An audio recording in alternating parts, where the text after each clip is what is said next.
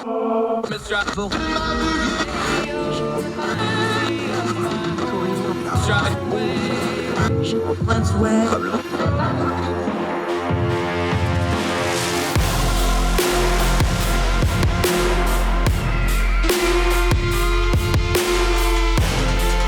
your host, Andrew Donaldson.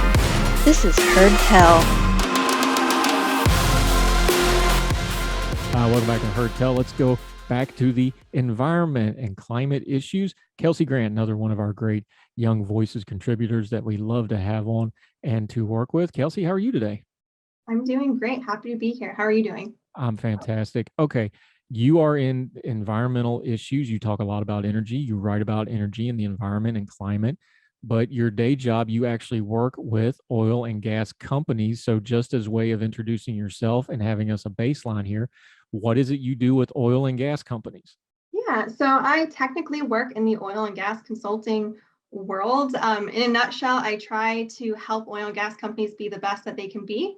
More specifically, we support oil and gas companies in being ESG aligned, in creating decarbonization strategies and stakeholder engagement, and responding to a world with rising social risks. Let's just start right there, though. People hear, okay, oil and gas, they kind of got an idea in their head what that is. Why in the world would that have social risk to it? Social risk, in my definition, means combined policy, political, and community factors that could delay an oil and gas project. And so you might think, well, where does this social risk really derive from? So as we know, fossil fuels have played an incredible role in supporting human development and giving us the standard of living that we have today. On the flip side, there's also a real cost to using fossil fuels, and that cost comes from the emissions that result from burning fossil fuels. And emissions have a real impact on our climate. And in the last several years, or really decades, the public has been awakened to the potential effects of these emissions and climate change. And so that has really contributed to an increasingly hostile regulatory, political, and policy environment for oil and gas. Okay, so let's just take the list you just mentioned. You got communities, you got companies, you got governments. We need good policy for all those, but isn't part of the problem right now that all three of those groups are more adversarial and in competition with each other about the policies instead of working together and trying to discuss them out? Exactly. I think that's one of the key issues and reasons why we've seen so little progress on the climate issue, because it is so divisive. It is partisan. You have groups that should be working together and pulling from one another's strengths to address the problem, but rather there are competing objectives and goals that I think are stagnating progress more than anything. Yeah, talking to Kelsey Grant. You led off when you wrote about this in Real Clear Energy, a piece we recommend everybody go read. We're going to link it in all the show notes. You led off with just about exactly that when you said part of the problem here is everybody just wants to bash the ideas, but there doesn't seem to be a lot of productive counter ideas coming back. And that's where you actually develop policy and stuff. And therefore, everybody just kind of falls back on what they were already saying, and it becomes more ramparts than meeting in the middle, don't it? People like to criticize what other people think, and it's entirely unhelpful.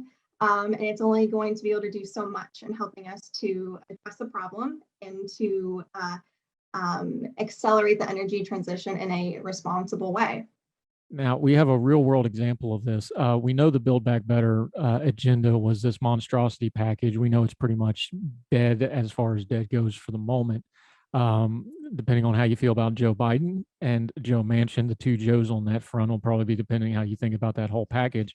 But it is unmistakable that one of the real breaking points of this legislation was all the environmental stuff on it. The Democrats and the left really, really wanted that environmental stuff. The right and the Republicans were really dug in that they weren't going to have any of it. Why was that such a contentious part of this legislation? Yeah, so first of all, the whole reconciliation bill was pretty divisive. But let's say just if we focus just on the environmental part, it's not surprising because the reconciliation process is a partisan process. You only need 50 votes or majority votes, to pass the bill. Democrats don't need to cater to Republicans and their concerns and their priorities to pass a spending bill. So I don't really blame Republicans for not leaning into the reconciliation bill because it didn't feel like one that was their own. They had very little leverage. With that said, the reconciliation process was still an opportunity for, I think, our Republican and conservative leaders to showcase good, effective market-based solutions. We didn't see that really happening. So in my view, I think reconciliation was a missed opportunity for Republicans, and leading forward, I think we should reconsider how the Republican Party can lead on climate and energy policy. And you mentioned it in your piece. One of the reasons that you think they should do something like reconciliation, or at least some kind of a negotiation process, is that you pointed out the only thing worse than just denouncing everything is when you denounce everything and you don't actually bring any idea of your own. And you see that to be a real trap for the Republicans and the conservatives here of, well, yeah, you're denouncing, and that polls well with your base, but you're not actually ever proposing anything, and it's going to just become one note at some point, isn't it? Exactly. So this goes back to what leadership actually means. And leadership goes beyond criticizing and putting down ideas that you don't like. Leadership means that you're going to propose ideas that are much better than the alternatives. And one of these alternatives is something, the term might make some people recoil, so we're going to go nice and slow, use a small term here.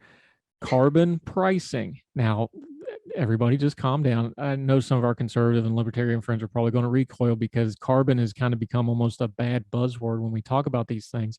So just explain it though. What do you mean by carbon pricing? Great.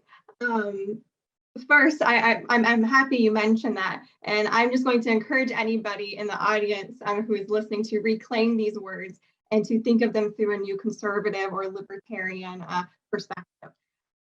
So also to clarify, so carbon pricing is a broad term. Carbon pricing could mean cap and trade. Carbon pricing can also mean a carbon fee. In the context of our conversation, I'm referring to a carbon fee, also known as a carbon tax. I know, unfortunate buzzword there. So at a basic level, or at least something really important to know about a carbon fee, is that it's an incredibly flexible policy, and you can shape it really however you want. And in my opinion, some versions of a carbon fee or carbon tax are better than others. But at the most basic and fundamental level, what a carbon fee is it places a price on energy relative to its emissions. So over time, consumers will be encouraged to purchase cheaper, low carbon energy.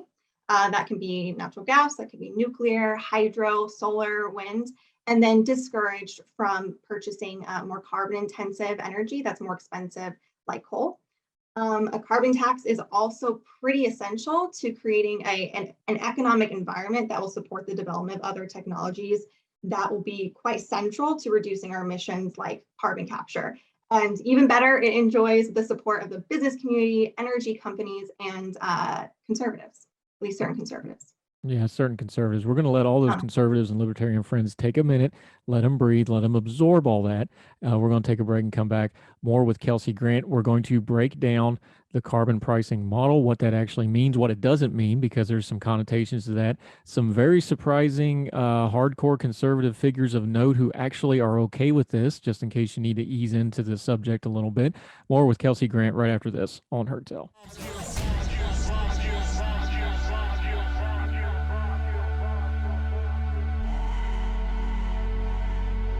Now let me see you go off like a bomb.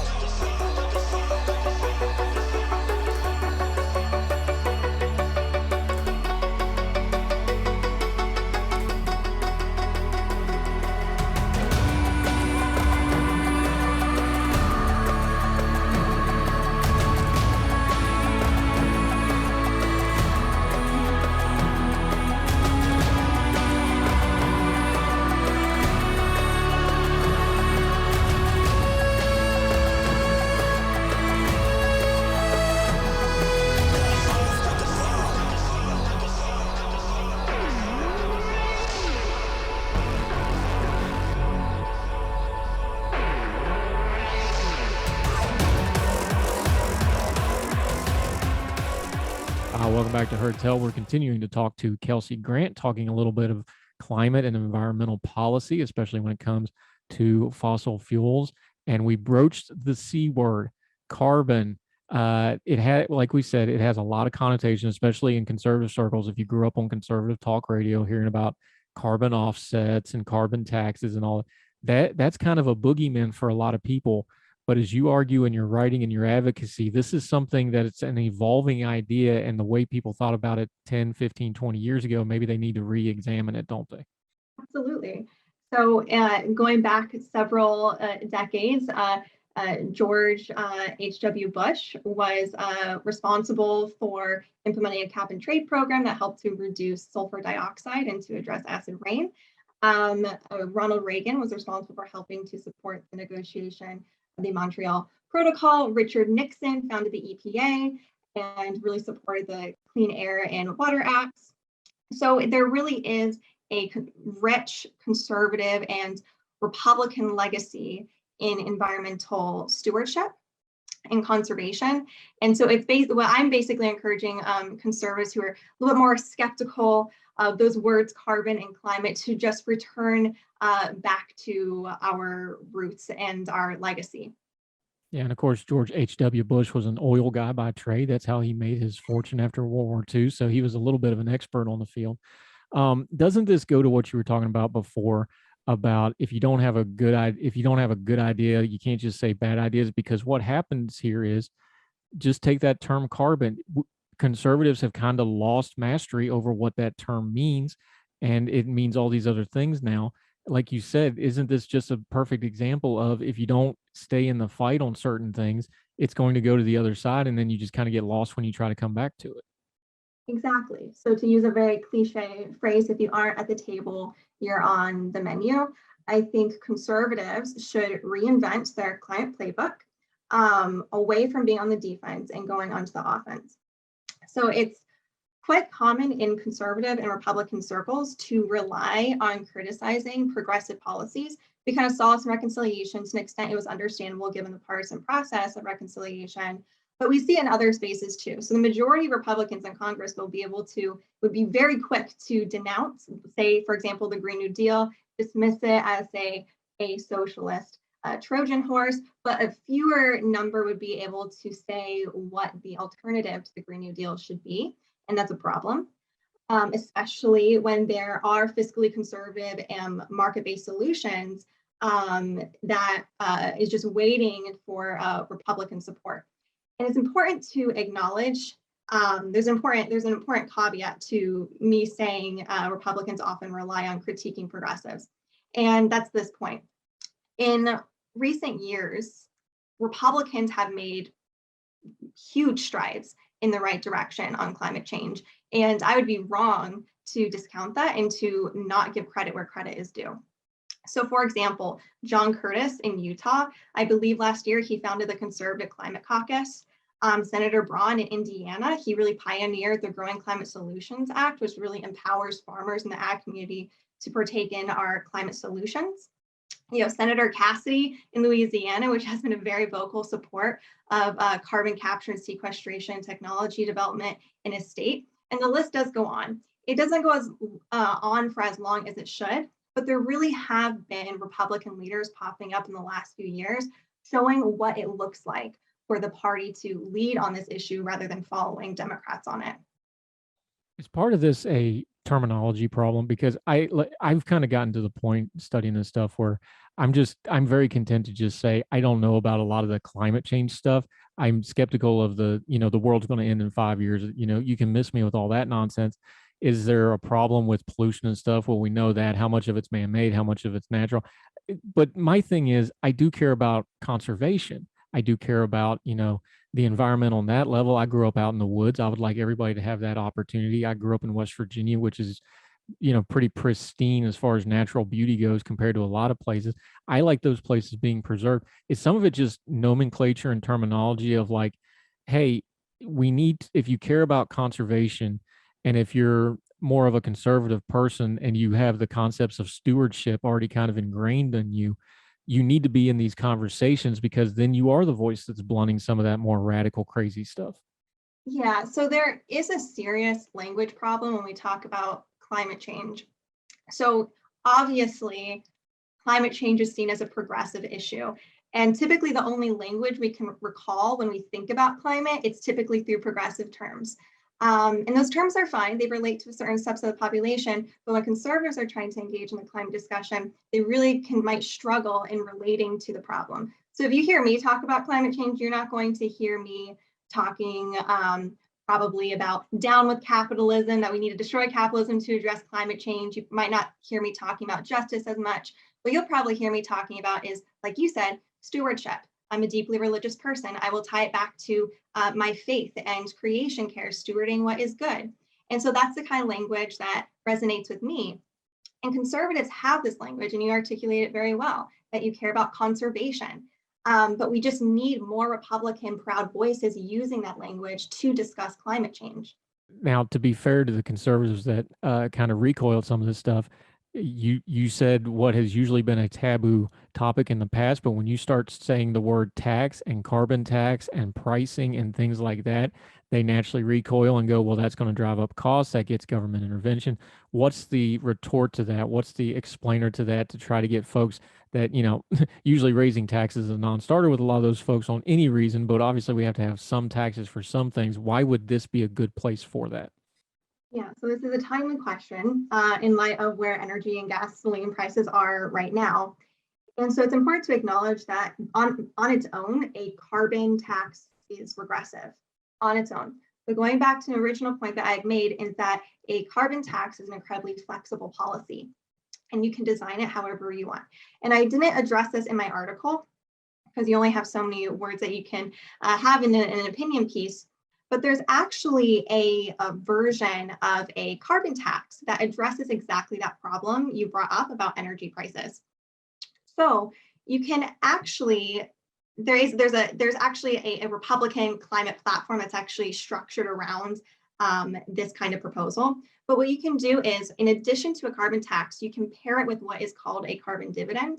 And so what that is, it's a monthly rebate back to American households. So the government will take all the money that is generated from a carbon tax minus a very, very small administrative fee, and they will dividend it back to every single American household. And what that does is it not only offsets the rising energy costs, for a majority of Americans, they would be left even more whole than they were before. And so it insulates them from these rising energy and gasoline prices. And what's even better is with that rebate or dividend, whatever you want to call it, each American is empowered and allowed to do whatever they want with it. They can use it to invest in their child's college education. They can use it to buy a gun. They can use it to buy an electric vehicle. They can use it to put solar panels on the roof. They can do whatever they want with it, but at the end of the day, it would insulate them and protect them from rising energy costs that a lot of people should and already are deeply concerned about. So you wrote this piece before the events in Ukraine. Russia invades them. Obviously, huge geopolitical ramification, huge energy and environmental and climate implications because of the gas and natural gas pipelines that go through Ukraine to get to Europe. What's changed since then as far as the policies go? Because you're talking about things like carbon offsets, you talk about border policies. What's changed because of what Russia did? Yeah, so in my article, I discussed what was called, or is called, a border carbon adjustment. And I cite I think, a fantastic article written by Senator Kramer, the Republican senator, on the topic of a border carbon adjustment and Russia. And so before I talk about what has changed since the invasion, I think I'll just list a few things, or a few benefits and advantages to border carbon adjustment. And to take a step back, what a border carbon adjustment mechanism is it's a fee applied at the border. So there's a fee that is tacked onto carbon intensive goods coming into the United States or the country that has applied a border carbon adjustment. And moving forward, I'll also refer to it as a BCA for short. So first, a border carbon adjustment is a way for the United States to capitalize on its already very carbon efficient processes at home, giving it an instant competitive advantage in the global markets against trading partners that are less carbon efficient at home. Second, it allows the United States to set the rules on climate policy and energy policy globally, posturing us as a leader rather than a follower into the 21st century on energy development and climate. And in relation to Russia, which is what the Senator Kramer's article really had to do with, is a border carbon adjustment has the potential to undercut Russia's leverage over our energy dependent EU allies. So, Russia's oil and gas exports make up about 40 to 60% of the government's revenue every year. And it's a really key leverage tool, the United States. And in addition, in partnership with our EU allies over Putin. And so then you ask, what has changed since Putin has invaded Ukraine? And so my opinions on a border carbon adjustment hasn't changed necessarily.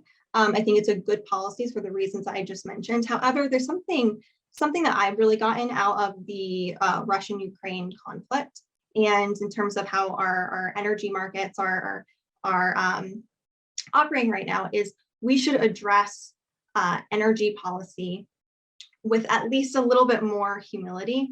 So what we are seeing with the energy transition debate and energy transition narratives that have been unfolding is that people who had beliefs about the energy transition and climate policy before Russia's invasion of Ukraine, they're basically using the invasion to affirm what they had already thought on both sides of the argument. And I really think that's probably an unproductive way for us to carry forward our debates and conversations on energy. I think it's really important for us to step back and to try to be as humble as possible moving forward, because there are considerations that we have to balance here. One is climate, and the other one, and these are not the only two, but two major considerations right now, is nuclear risk.